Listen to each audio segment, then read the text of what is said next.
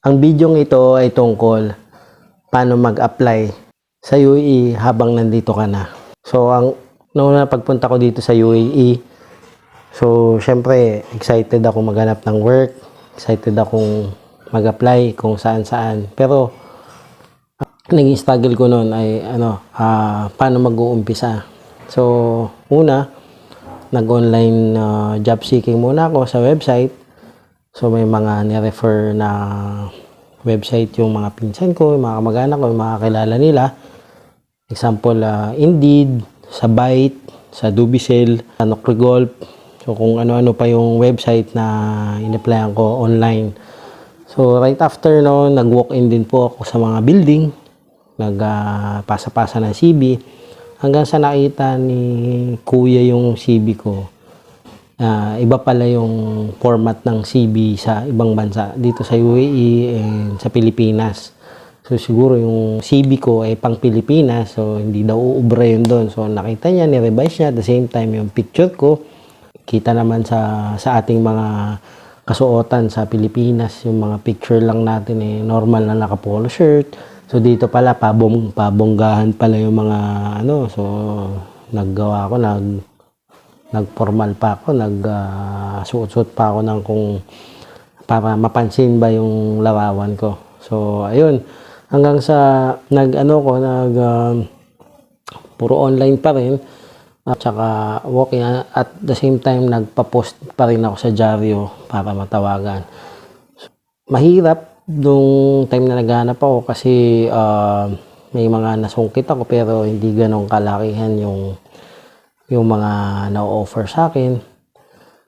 Pero awa ng Diyos, nakakuha naman ako. Get my first job and ayun, nagka-visa ako. Nagkaroon ako ng employment visa. So, itong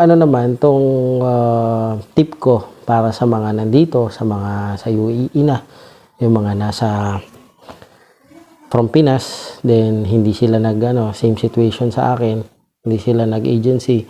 So, matitip ko lang siguro, check nyo yung format ng, una-una check nyo yung format ng mga CV dito, gayahin nyo na, tapos yung mga skill nyo, emphasize nyo ng, as in, highlight nyo ng mas matitindi.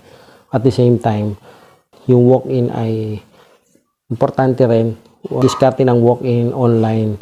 And pagka na-interview na kayo, dito okay lang itanong yung sahod. Tanong nyo na agad kung ano yung sahod na gusto nyo, at the same time, tanong nyo kung ano yung bibigay nila. Pwede ka mag-negotiate dito. Kaso, babarating ka kasi sasabihin nila, wala kang GCC experience, pero, syempre, i-showcase mo yung skill mo.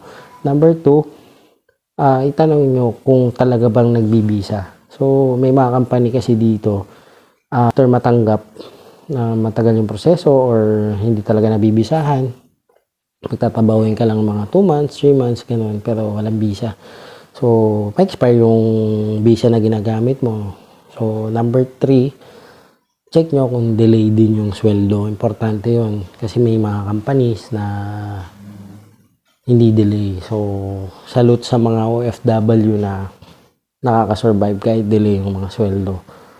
So, yun yung mga 3 tips ko na ma-apply nyo sa inyo. Yung check nyo yung sweldo. Number 2, nagbibisa. And number 3, kung delay ba or hindi. So, yun lang. Tapos, ingatan nyo rin yung mga nambubudol habang nag-apply, nangihingi ng pera. So, ayun. Ingatan yun. So, naniniwala ako sa salitang delay gratification. So, tayong mga OFW, yung mga nagtatrabaho, nag-umpisa pa lang mula sa baba. So, trust the process. Bakit ko ginagawa itong video na to?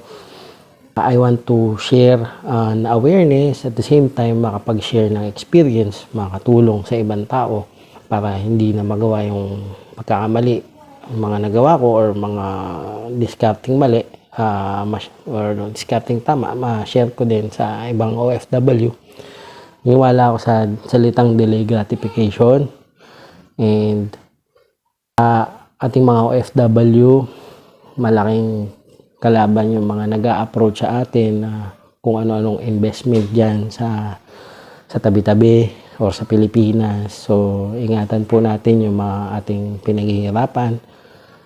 Ayun po, kung kayo po ay may mga suggestion or samahan niyo po ako na ma-address yung mga investment ko or hindi naman siya talagang budol, pero investment na masasayang yung time and money natin.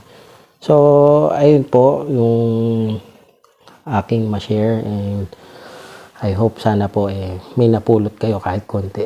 Salamat.